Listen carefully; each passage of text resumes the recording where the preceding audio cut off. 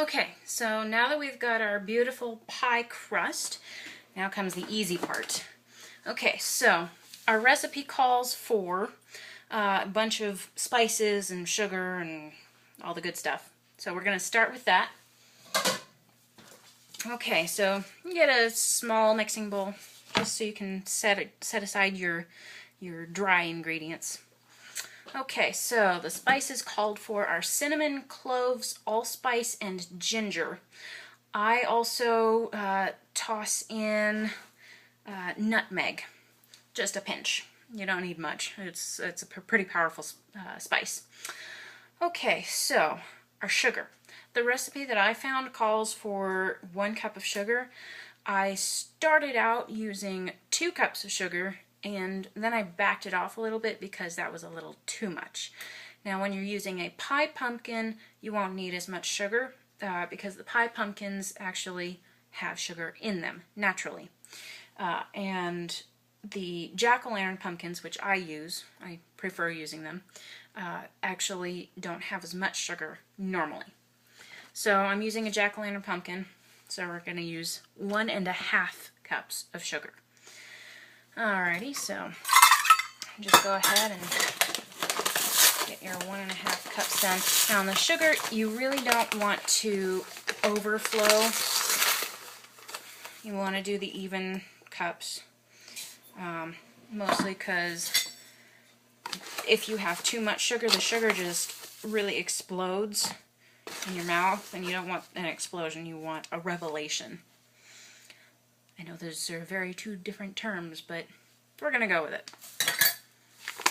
Okay, so we've done the sugar. Then we put in the cinnamon. Now I like a lot of cinnamon. Actually, I like a lot of spices.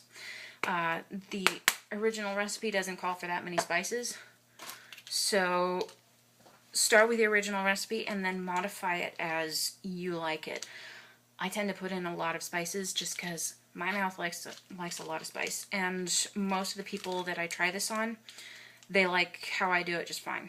My mom, on the other hand, she likes it with less cloves. So when I make a set for my parents, I make sure to cut back on the cloves a bit.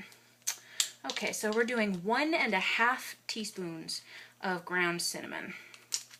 So there's my 1 and there's my half. And that, you don't have to be specific, you can kind of round it off, it doesn't really matter. I'm going to be changing it up a little bit anyways. Okay, so there's my 1 and there's my half. Okay, then it says 1 teaspoon of ground cloves. So you find your cloves. And that's my allspice. There we go, there's my cloves. I tend to use a lot of spices, so I usually end up having to go out and buy second containers. Alright, so where's my teaspoon? There it is. Get your teaspoon of cloves. You don't want to heap it a lot, you just want a little bit over. So there's your teaspoon of cloves. And then teaspoon of ground allspice. Measure that up, toss that in, and it says 1/2 teaspoon of ground ginger. My ginger got up and walked away somewhere. Sometimes it does that.